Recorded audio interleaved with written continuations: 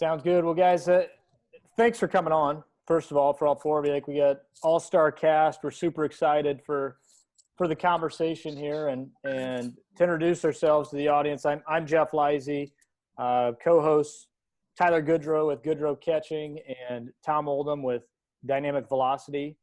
And then we've got, I don't think these guys need introductions, but Kendall Rogers with D1Baseball.com. Truly, if you're a college baseball fan and you don't know who Kendall Rogers is, you probably need to get with it. You need to follow him, give him a follow. D1Baseball.com with Kendall Rogers. Kyle Peterson with ESPN.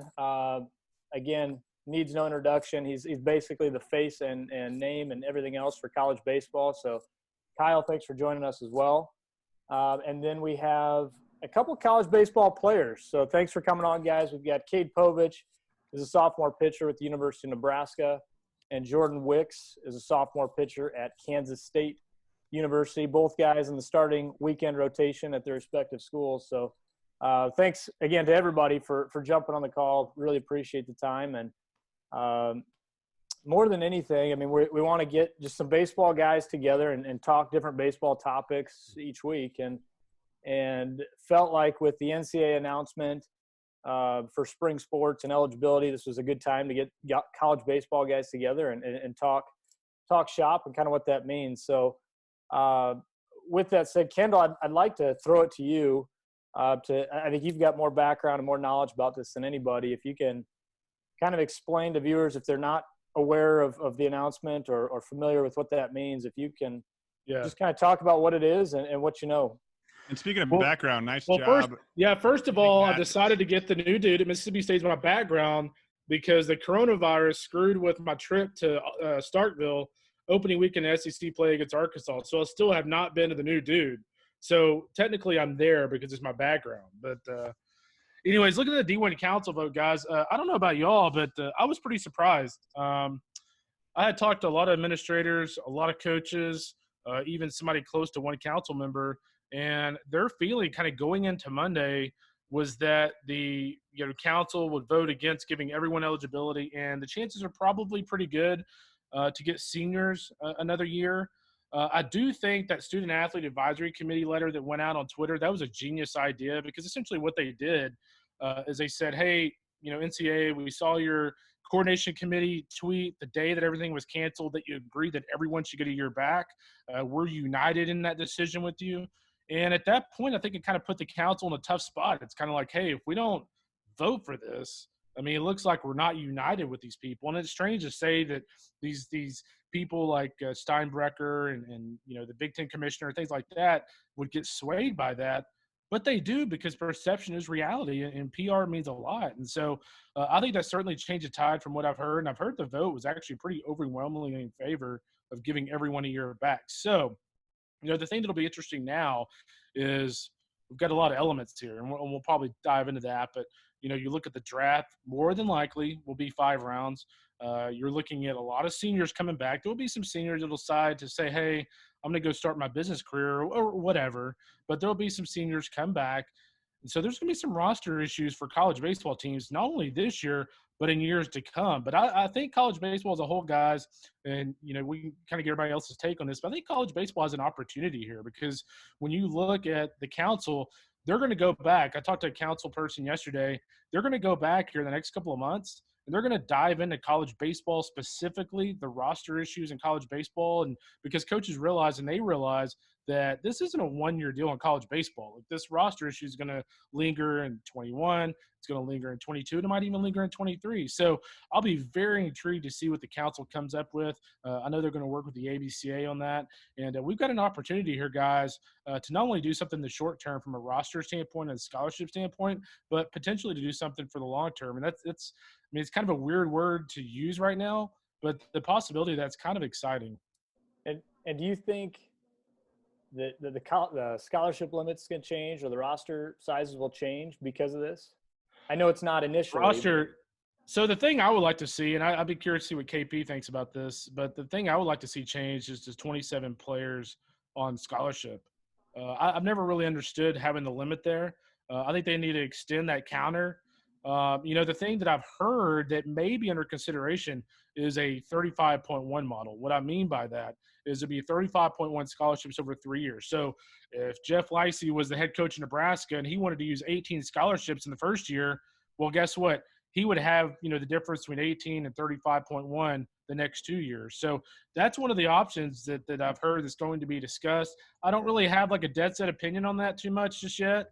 I kind of want to see what coaches think, but that could be interesting because you see some schools, get 18 or 19 guys or 18 or 19 scholarships the first year and just kind of sprinkle the remaining, 10 to 15 over the next couple of years. That could be a pretty interesting model, but I think it's a little too early to kind of speculate on the exact model. But the fact they're even looking at baseball as a separate entity, to me, guys, is a win because as we saw with the third assistant vote last year, the NCAA D1 Council and the NCAA, frankly, which I've never understood when you look at the fact that college baseball makes the second most money for any championship event other than men's basketball.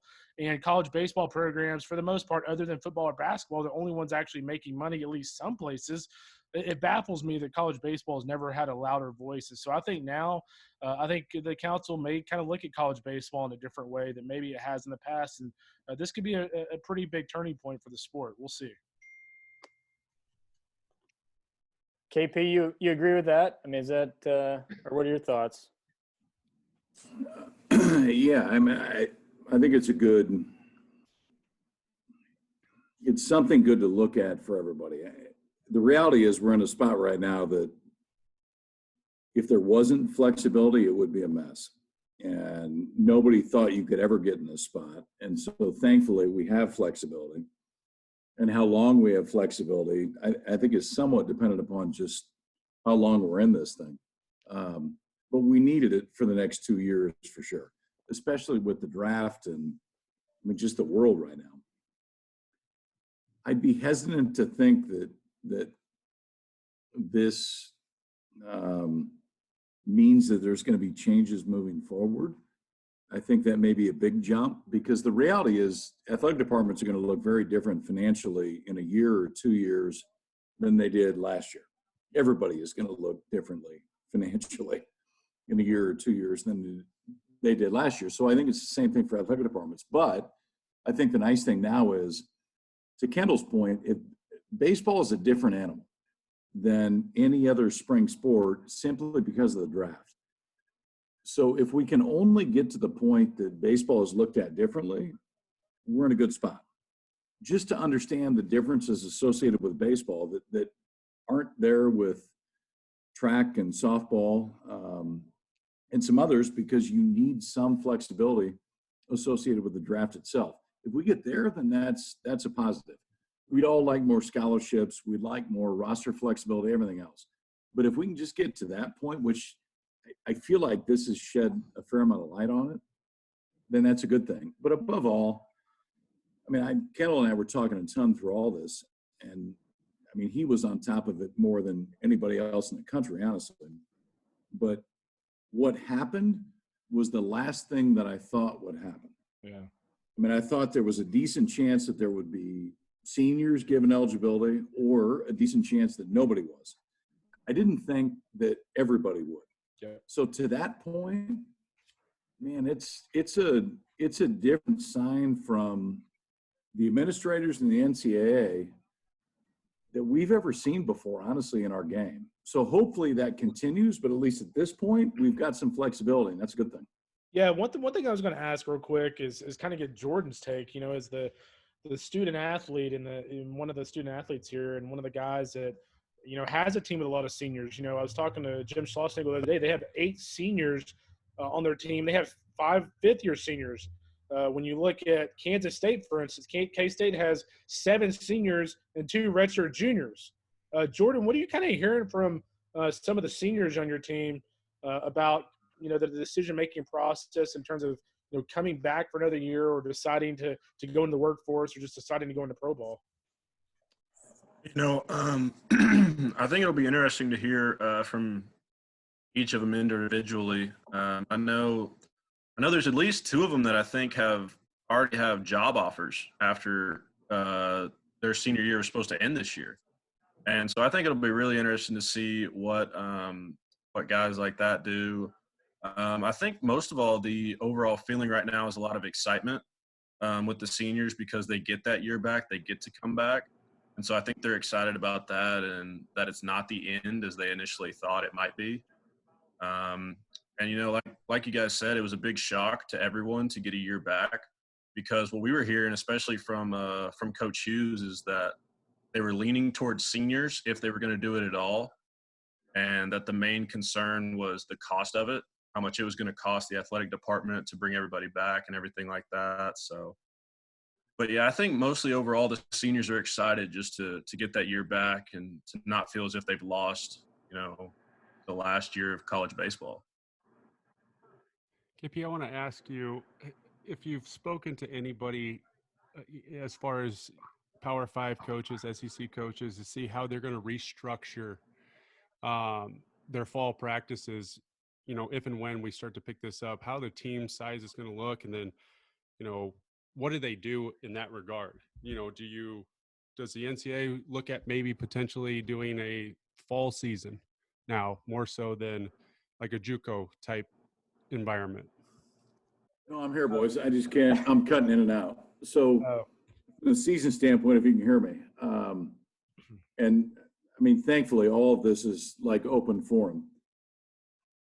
I don't want games to count in the fall. I don't think that makes sense. But I would love flexibility for whoever to go play whoever. Because again, like it's actually, I mean, it's an unfortunate opportunity, but it's a rare opportunity to kind of reset the normal, whatever it is. So I think it's better in the fall for teams to play other teams. I mean, you've got your normal fall stuff, and if you got a chance to go travel and play somebody else for the weekend, it doesn't need to count. That's not the point.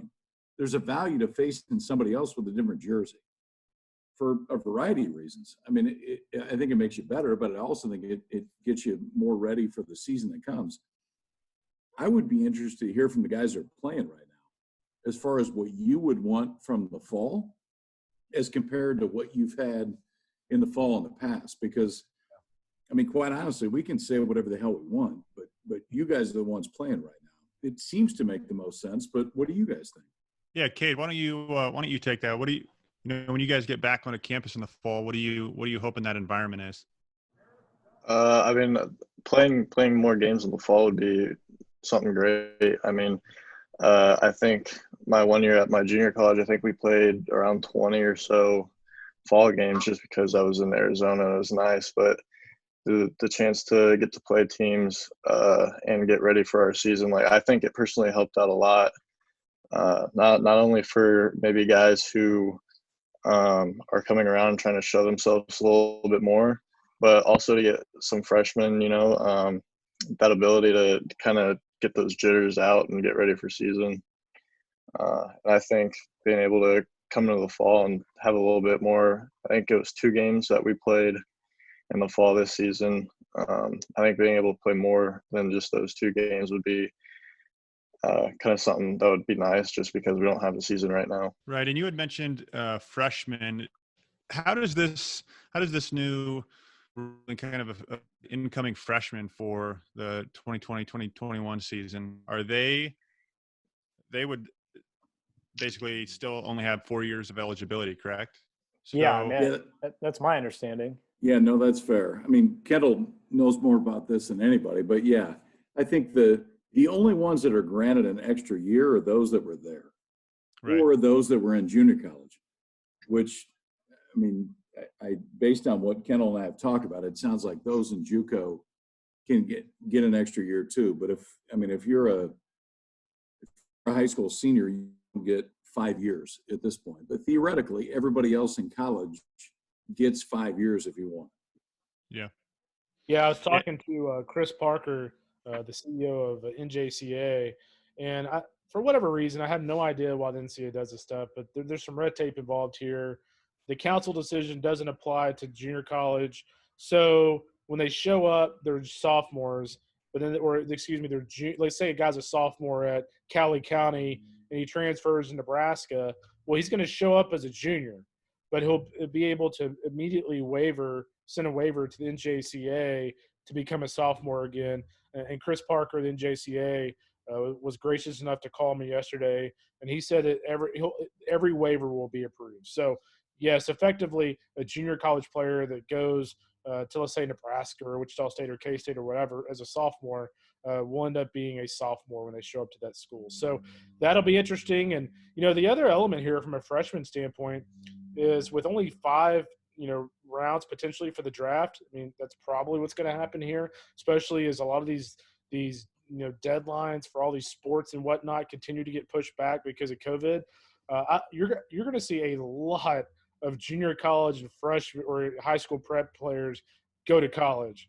And so I don't know what some of these coaches are going to do. Essentially, what I think might end up happening is, the NCAA back in, I think it was March or April of it must have been in February. Sorry, I'm getting way mixed up with my dates here just because of everything going on. But back in February, discussed as a committee the one-time transfer rule. We had that back in college baseball back in the day. Tulane, Georgia Tech loved it. They got rid of it. And now the NCAA is bringing that back up. And I have a feeling later this summer they're going to talk more about that. And it would not shock me, guys, to see on August 1st the NCAA say, you know what, one way we can kind of fix this roster issue is say, hey, if Arkansas is bringing in 18 guys this fall and 5 of them get cut or 6 of them get cut, they can go to Oral Roberts or whatever, and they can play immediately. So and that makes sense. I would keep an eye on that transfer rule here later in the summer. That makes total sense. I mean, if I think at this point, the ones that are affected most are the kids. And if you can give more flexibility to the kids at this point, that's exactly what you want. Now, it doesn't mean you got to go, obviously, but if you have the flexibility to go, now is the time to give that flexibility. It's different for everybody, which means there needs to be different rules. And I think that transfer rule needs to be in there. It's a trickle down deal. Okay. So if you've got, 45 guys that name your power program and 6 of them thought they were going to be in a big time position, but they're not going to be because you've got others coming back. It's okay if they want to go somewhere else. Now is the time to allow everybody to do that. And you don't need to make rules that last for 10, 15, 20 years. Let's make them for the next few years and then figure out what we do after that. Yeah. Kendall, I think you're kind of touching on it that college baseball is just going to be loaded here for a while, right? And at every level, right? Junior college, Division II, NAIA, every level. Yeah, it's going to be great. I mean, you're going to see these programs, and again, like at the end of the day, like I hate seeing guys get cut, but the nature of the beast here is cuts are going to have to be made. There's no way that you're going to be able to put together a roster with all these incoming freshmen without making some sort of cut. So it's just the nature of the beast. We can't control it. So what's going to happen is if these guys get cut, and let's say the open transfer rule comes in, then, guys will have options. They can go to some pretty good Division I teams. I guarantee you if 5 guys get cut from Arkansas, there's some mid-major programs out there that would love to have those guys. And so, they'll find, landing places there. And then the JUCO ranks, the JUCO ranks there in the Midwest are phenomenal. And a lot of these JUCO programs are going to, reap the benefits as well. That's not even including the guys coming out of high school. There are going to be some kids out there who may not be top 5 rounders that go, you know what, man, I'd rather not go to A&M and sit behind Christian Roa for 2 years on the mound. Like, I'm just going to go to San Jack and, look at their track record of pumping out arms in the draft. And I'm just going to go to San Jack and go pro after 1 year. So I do agree with you, Jeff. I think you're going to see every level of baseball be improved. But I think for Division I baseball, it's going to be a golden year because you're going to have more guys than ever coming out of the high school ranks. You're going to have everybody back. And don't underestimate the senior in college baseball, whether it's Coastal Carolina the year they won the national championship. Having seniors in college baseball is a huge deal, and that's going to make the level of play exceptional, I think. Yeah. Hey, guys, we're going to be talking about the Major League Draft here, but I want to hear from Jordan and Cade in terms of, when this came down where basically your seasons were ended very abruptly, What was the environment like in the locker room? Unprecedented situation, but just tell us a little bit about your experiences through that. Yeah.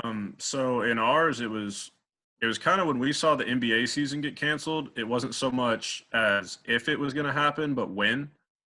And it's something that's kind of it was a shock to the system right away. You get into these routines and these daily things that you're comfortable in, and you know what to do every day, and then all of a sudden it's just from going 100 miles an hour to just a standstill. And you don't have lifts, you don't have practice, no one knows what tomorrow's going to hold, let alone the next 2 weeks.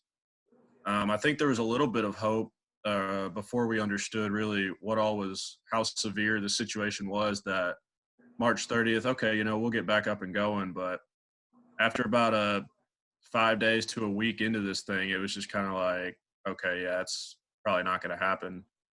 And so, there's a lot of emotions, kind of what to do. You're angry, you're upset, you don't know what's going to happen. Were most guys staying on campus? We tried to right away. We wanted to stay because they were going to keep feeding us, and that was where we could stay, we could live. But it wasn't so much as like they made us leave, but it wasn't easy to stay, right, if you know what I mean. And so it's kind of like they made it to where, and it wasn't anything that really like the university could do.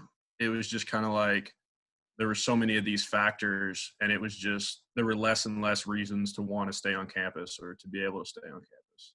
Yeah, if you're a college kid and they take food away, it's pretty much go home time, right? Done deal right there. Right. Oh, yeah. How about you? What was the experience like in Nebraska? Were you guys at home or were you away? And kind of walk us through that. We were at home. It was, I think, the Wednesday before we were about to leave to go play Wichita State. Big Ten announced that we were going to start playing games with no fans. But as far as we know, we were still getting ready to play. Thursday came along. I think it was an hour or two before we were getting ready to get on the bus. Coach Bolt texts us all, and it's kind of like, we're going to have a meeting. We're not going to travel, don't plan on packing. And as far as when we had that meeting, there was nothing really said about, whether the Big Ten was going to be canceled yet or not. I think the majority of us expected it. But we tried keeping like our head up. We were like, okay, well, this weekend's canceled. We got the Big Ten regular season coming up, we're still going to play that. And then, it kind of just, we have another meeting the next day, where it's kind of like, Omaha's canceled. And then the next thing you know, just all the conferences start canceling, and just the mood in the locker room, everybody was like kind of upset. We tried asking a lot of questions, and I mean, Coach Bolt really didn't have much for us. I think that's what frustrated guys the most, is we have all these questions and just no answers, which, I mean, we're starting to get a lot more now, but I think at the time that was what was frustrating. Yeah, I was talking to a coach out on the East Coast who's it was an ACC coach. They were halfway on a road trip. It was like an 8-hour road trip. They were halfway. The team had gone in like a truck stop or something to get snacks, and the coach had gotten the text from the AD, and like he said, the team got on the bus and they basically just started turning around and going home, like turned around the other direction, and said the team was just like, "What's going on, coach?" And that's when he kind of had to have the speech. So I feel for you guys, man. It was terrible, and I'll tell you what, I'll still see that NCAA tweet about the World Series getting canceled in my nightmares for at least the next like year. That was a rough day for everybody, I think. We were at home, and Eastern Michigan showed up because we were supposed to play Eastern Michigan that weekend, and they had left at like 3 a.m. from Eastern Michigan to come to Manhattan. So they get to Manhattan, and they're practicing around noon, and we go in for our noon lift. And we come out, and Eastern Michigan's just gone, just nowhere to be found. Their AD called them in like the middle of their BP and said, just, you guys got to come back now. And so they left at 3 a.m. that morning, turned around at like 1 p.m. and drove all the way back to Eastern Michigan. Ryan, with you being at Wayne State, kind of talk us through your experience and everything. Ours was abrupt too. We just had our season end just right off the bat. We were in Florida, coming back, landed at Epley, and they're like, we had a game the next day against Northern at our place in Wayne, and they told us that to go back to Wayne as fast as possible, try to get the field in shape, and by the time we got to Wayne, he got the text that the game was probably canceled and we were going to have a meeting in the rec to tell us what was going on, and that was about it. So. And then were you guys allowed to stay in Wayne, or did you have to come back home? We were allowed to for the couple of days. A couple of guys decided to go home that just wanted to. It wasn't forced. He didn't really know anything. We weren't allowed to practice or lift, so there wasn't really a reason to stay. But some guys did. So now that this is obviously kind of the new normal for right now, and there's a lot of unknowns in terms of summer ball and start dates and different things like that, how are you guys staying in shape, both physically, emotionally, mentally, all of that, when it's a different type of training when you're not necessarily understanding when the games are going to start? How are you guys handling that? Yeah, it's definitely tough just to try and find stuff to do. And in Arkansas, at least, they've closed off all the gyms. All the gyms are closed in Arkansas. So I've got 2 dumbbells where you got to screw on the weights, and those are basically the weights that I have to work with. Could you give us a little demo of that right now? Can we get that? Oh, I've got one. I can. I'm messing with you. I can grab one. But no, I was it's going to say a shake weight. Right. Yeah. No, that would have been impressive. It's about 2 long toss days a week right now. I'm just thankful, there's two minor league guys that live near me that I get to throw with weekly. I'll throw with Evan Lee and Blaine Knight. They'll work out sometimes, and so it's just good to have guys like that to throw with. Are you progressing in terms of, trying to hit a certain number of pitches and bullpens right now, or anything like that? Or is it just basically staying in shape? And then once your start date, then get a little bit more specific with the training? Yeah, so right now it's just long toss and catch right now. I'll do some touch feel stuff to kind of keep my mechanics in, but we don't have any scheduled bullpens right now from our staff, just because we don't know what it's going to be like, what the summer's going to be like, when our next outing's going to be, or anything like that. Right. Once we get some more definitive dates, they'll start scheduling our build up to get back in shape for a season.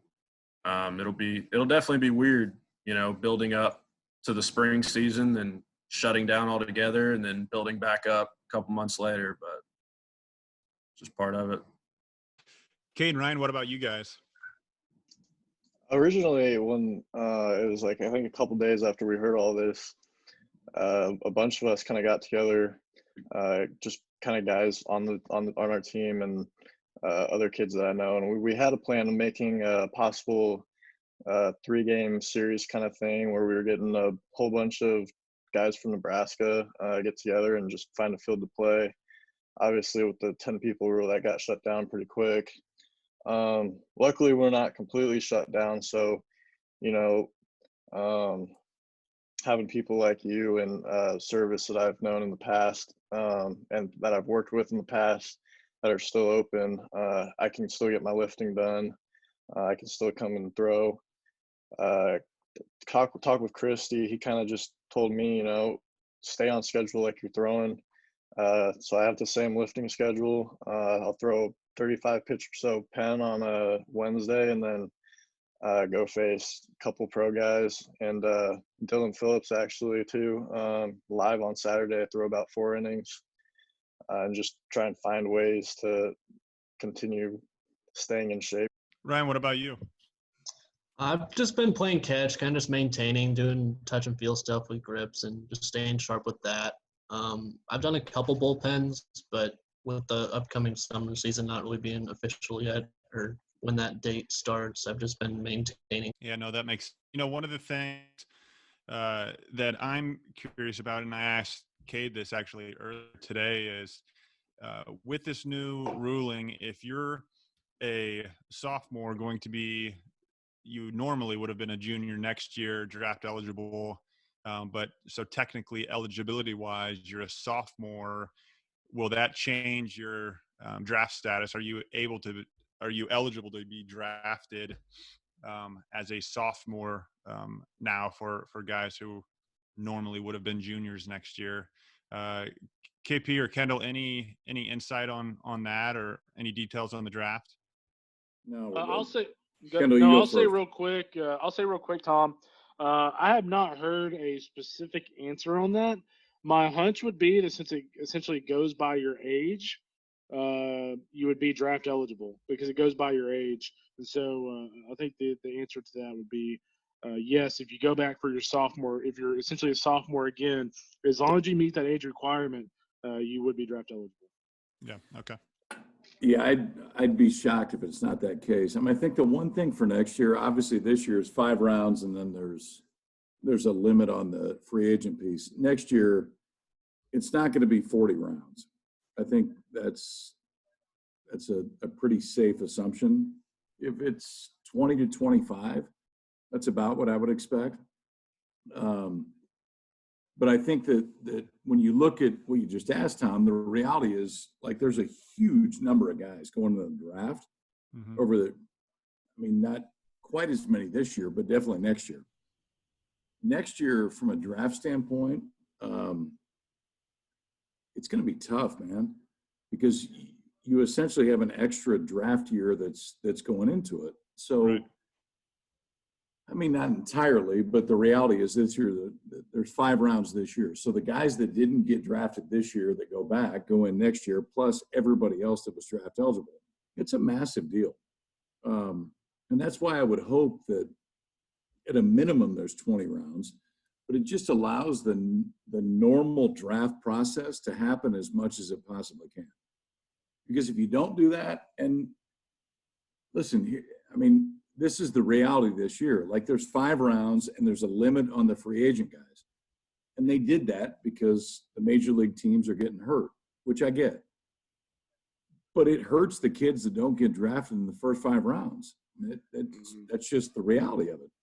So if you go after the first 5 rounds in years past, there was some, I would say, some financial penalty limitations as to what you could get paid if you get past the 10th round, but now there's a hard cap as far as what you can get paid. That's a big deal. That's a really big deal. The flip side is we still have a draft. And I'm from people that I've talked to, Major League Baseball was a give on their part. So they didn't necessarily want to draft this year at all, and next year wanted some kind of a limitation. So the Players Association fought for this, which is helpful for the kids right now. But the reality is, man, it's a big deal. If you're draft eligible the next 2 years and you're not top 5 rounds, because that's what affects it the most this year, it's a significant difference over what it's been in the past. I don't know that there's any way to do it differently, but it's just the way that it is. I think, unfortunately, when things like this happen, right, it's so crazy, but somebody's going to be negatively affected by it, right? Correct. It's not going to work out fair for everybody. No. And that's unfortunate. It's terrible. You feel bad for the guys that they get hurt from it, but it's also a lesson in life and hopefully something that everybody can take and build on and help to make them a better person ultimately. But yeah, you want to make it right for as many people as possible, I guess. Yeah, it's going to be really interesting when you look at the draft. This is just me personally speaking. Everybody's situation is different. I always tell people that. People always ask, well, do you think this guy should sign? Well, hey, everybody's different. But I tell you what, in most cases, if I'm a junior right now, there's no way I'm signing for $20,000 if I can go back. I don't care if there's essentially 2 draft classes combined or not. You're still going to have 20 rounds in next year's draft, more than likely. So I think you're going to see a lot of juniors come back this year. I just don't think many guys are going to take $20,000. But I'll tell you what, next year's draft, you're going to have 10 to 12 rounds of really, really good Yeah. players when you combine the college classes and the junior college classes, both, the sophomores now in the next year's draft. That's going to be an insane draft. Not even including the high school kids. Yeah. Do you guys feel that this is going to further impact cutting of those 30 minor league teams that they had discussed earlier down the road? Yeah, Yes. I have a hunch that was a done deal anyway. But this makes it easier, obviously. I mean, the argument, if you have less draft picks, you have less guys. So obviously, I mean, how are we supposed to have guys at every level? But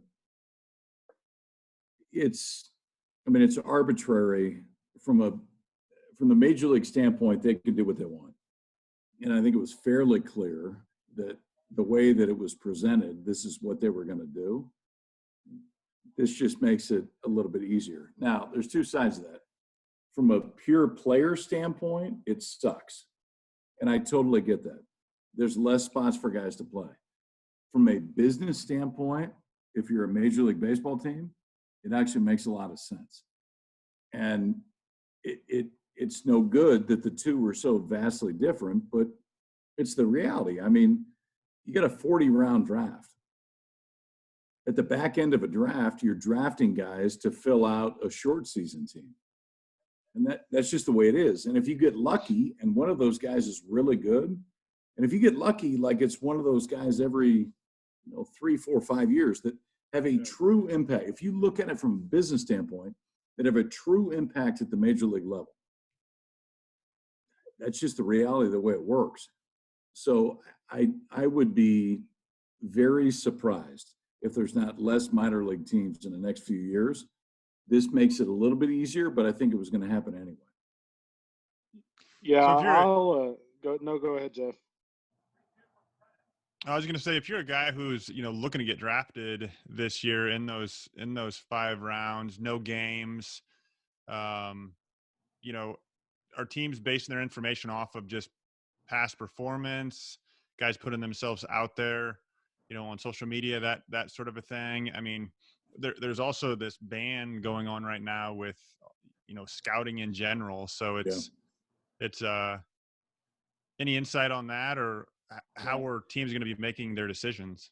Yeah, so I don't mean to jump in here ahead of anybody, but 2 things on that. I did see something today. I don't think it was Ken Rosenthal. It was somebody, the reputable source, that wrote about that MLB is about to kind of lax the scouting items there, what they can do, just because at some point you have to start preparing for a draft. Right. I think the other thing here, guys, this is where these pro teams are really going to lean on these local scouts, because no one knows these kids, and these college players that are even on here now, like, they know it better than anybody. No one knows all these kids better than those local scouts. And I can tell you this, whether it's a scouting director or a cross-checker, whenever their job is potentially on the line with this draft, they are not going to take a risk on somebody that doesn't say for sure, hey, I'm signing. So I think even though it's quote-unquote illegal in the eyes of the NCAA, you're going to see almost all of these be pre-draft deals, because I don't think anyone is taking a player that they don't think slam dunk signs. Yeah. And I don't blame them. If you got 5 picks, you better sign all 5. Right. Yeah. That's for sure. Kyle and Kendall, we've got a lot of high school guys that'll be listening to this. So I am curious what your take is, how this affects, current high school guys going forward. Even, maybe a guy that's a verbal commitment, hasn't signed yet. Just in general, how's it going to affect the high school guys? Go ahead, KP. Well, I think it depends on what you want to do.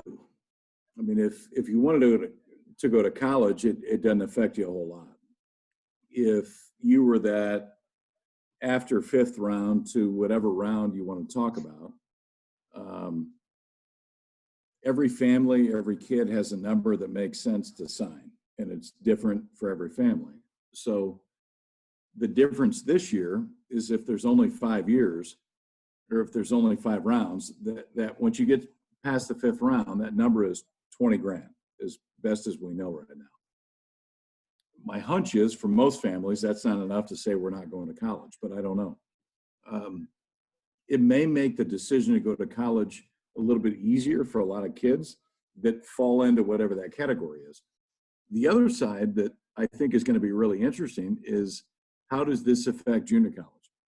So if you're a 6th round kid or you were going to be a 6th rounder, do you go to JUCO for a year knowing that you're going to be draft eligible next year?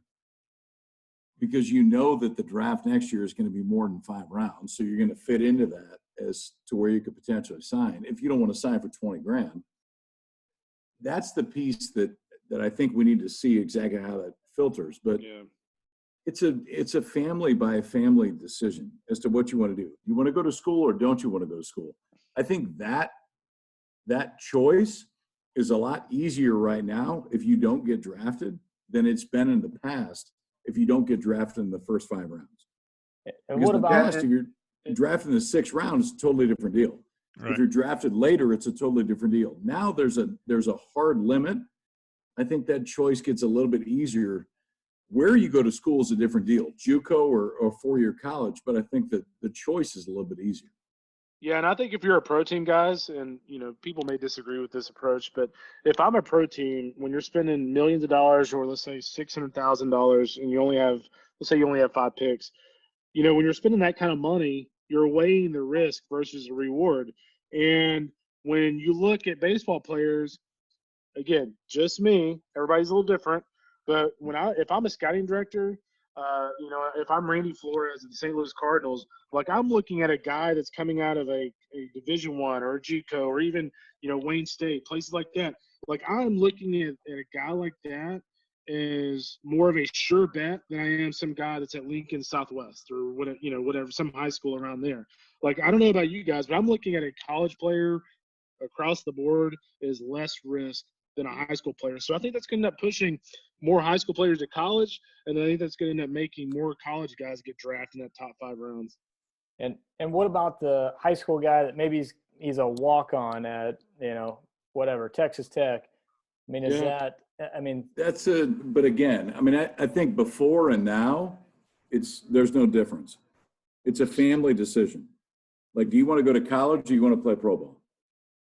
Because if you're a walk-on at whatever level it is, the reality is, from a draft standpoint, you're not going to be drafted to the point to where the money is going to be life-changing money for the most part. Now, I mean, there could be situations where that's different, but there's not too many of them. So I think more of it is, what do you want to do?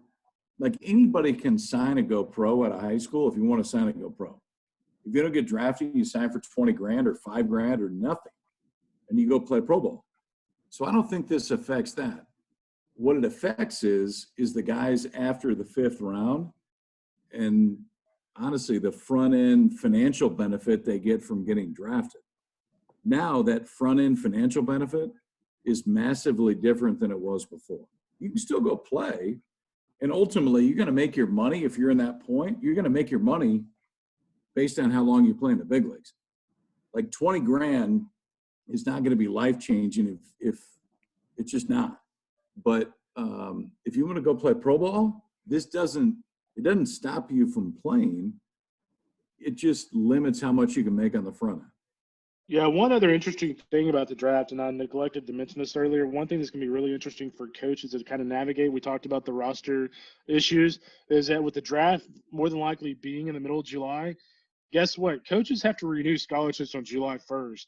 And so there's going to be some very, very interesting conversations between now and July 1st. I think coaches are going to have a pretty good idea from their top 4 or 5-ish type of player on if they're coming back or not. They're going to want a pretty good word on that in order to make some tough roster decisions. Yeah, and I think it solidifies the point that you made earlier in terms of college baseball is going to be pretty deep next year and for a few years to come. Yeah, it's going to be one of those things that there is going to be a team out there as next year and the year after more than ever that is going to shock everyone and get to Omaha. I think that's going to it's going to make it a lot more competitive, and I think you're going to see a team get to Omaha one of those 2 years that otherwise, if this hadn't happened, you wouldn't have seen them there.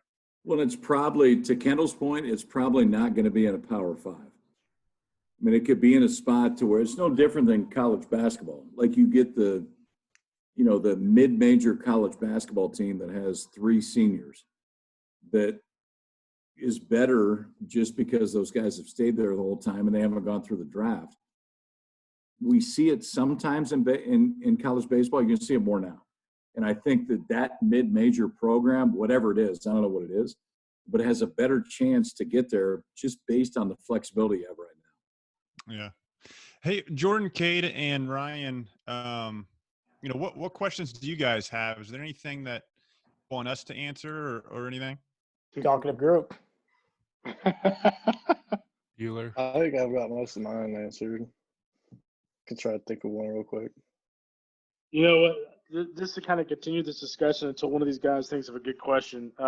It'll be very interesting, guys, to see how the fall is navigated because, one of the reasons why I look back at the D1 Council vote is a little surprising to me is because football is the unknown right now. Do I think that we get to a point with this, virus and whatnot that football gets played?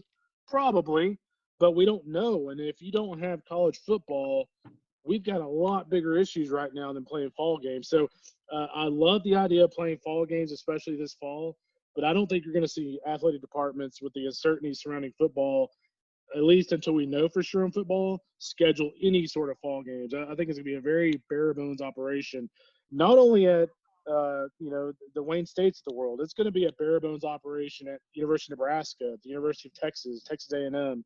And so I think until football gets figured out, I don't think you're going to see a lot of movement on things this coming fall. Yeah, it's a great point. I mean, for all we know, college baseball in the fall and everything could still be kind of on hold, right? Oh, yeah, don't talk like that, Jeff. Come on, man. I guess a question I got for you guys is, let's say we're not this far down the road as far as what we know about what the coronavirus and COVID has done to the world and whatnot. But let's say that, they suspended Omaha. What would have been the best case scenario? Would they have pushed the season out a little bit, or would you have liked them to push the season out a little bit and maybe play it at a neutral site somewhere else, deeper into the fall, maybe even to August or something? Yeah, and KP can kind of speak to this a little better, but I think a lot of it boils down to logistics. Think of all the things that have to happen for the College World Series to take place. You've got all the employees at TDAPO that have to show up and go to work. You've got all the ESPN people from around the country. By the way, some of these guys coming from the Northeast that have to go to Omaha and produce this thing. So I don't think, Rudy Gobert really kind of changed the world, honestly, like changed the world in America as we know it, because once that happened, I think everyone kind of pressed the panic button a little bit, and rightfully so. Looking at the situation now, I mean, it makes sense. But I don't think there was really an option to move back. I mean, KP can kind of speak on ESPN's behalf here, but I would have been very, very surprised if ESPN would have tried hard to go, hey, let's think about this a little bit. Let's try to play the College World Series at the end of August or something. So to be fair, I will never speak on ESPN's behalf. that I'm certain of. No, I listen, man. It all sucks, every bit of it. But the reality is no different than the one guy that it seems like has been the most consistent through this is that Dr. Fauci, who, if he ran for president, would probably win at this point. The virus sets a timeline, and you can't do anything about it. We'd all love for it to be different, but we don't control that piece of it. So in an ideal world, like Tyler, to your question, let's just say it was pushed back a month. A month, we're fine. 2 months, it's a little bit different. You get into August and you've got other stuff going on in August that, honestly, from a TV standpoint, not to say that drives everything, but it means something, affects a lot of this a fair amount. Little League, college football, you get into September, it's massively different. I mean, now you got college on, football. KP? And the reality is in all of this, like college football drives so much of what we do financially. It's just the way it is. So, I mean, you can't go in the middle of that. It sucks, but I think we're in a position that even if it were 2 months later, man, it'd be really hard. Could you do it from a competition standpoint? Sure, you totally could. Could you do it from a notoriety standpoint and eyes on the sport? No, you really couldn't. I mean, we fit in a really good spot. July may be the best spot because there's not a whole lot going on in July. I mean, this year you would have had the Olympics, but besides that, nothing. Most years, nothing. I just think we're hosed, and it sucks. Yeah, but that's where we're at. I think we're hosed, and we do as much as we can in the fall, and hopefully we can put some things on TV in the fall that highlights the game a little bit more. I will tell you this: when we get to the spring, man, people are going to go nuts. Mm-hmm. And they are so ready for the college game and for baseball in general that when you get to the spring, it's going to be a lot of fun. We just got to get there. Yeah, one interesting thing to kind of keep an eye on is Ohio State announced today they were suspending all student athlete activities, workouts, anything through the end of July. So that's something to kind of keep an eye on. If Ohio State's doing something like that, you can bet Michigan and some others are going to follow suit. So it's looking like that athletic activities in a lot of areas, guys, is done through the end of July, unless people kind of go against the grain of what Ohio State's doing. So we've got a long way to go here. I saw the little models from Dr. Fauci, who, by the way, is pretty brilliant. He's kind of making everybody stay sane a little bit. But those models look like it's going to hopefully bottom out at the end of June. If that happens, I feel pretty good about football. Everybody on this Zoom call needs football to happen, because that is not good news for college baseball if it does not happen. Totally agree. Good stuff, and let's absolutely hope that college football happens and baseball is right around the corner. Kendall, I mean, you're talking about Dr. Fauci's brilliance. I feel like I'm surrounded by brilliance right now. Oh, come on now. I want to thank all of you. I mean, this has been absolutely awesome. Thank you for the time. I mean, I think we about doubled what we were hoping for time-wise. So Jeff, thank you all. What's that? can I ask a question real quick? Yeah, I finally thought of one. Yeah, But, give it to us. So I have a brother that's a junior, and I saw that today that the dead period got extended to May 31st for recruiting. So how's that going to affect like the junior class and I don't know more how they'll arrive on campus or if they'll be able to, and what kind of effect they'll have on college baseball? Kendall, you want to take that one? I'm not real sure about the recruiting question. I saw that today. I think that more so kind of affects football, but I do not have a good answer for you on the recruiting piece there. I'll tell you what I'll do. I'll check with a couple of coaches tonight, and I'll let you know. Brilliance. Right back to it, right?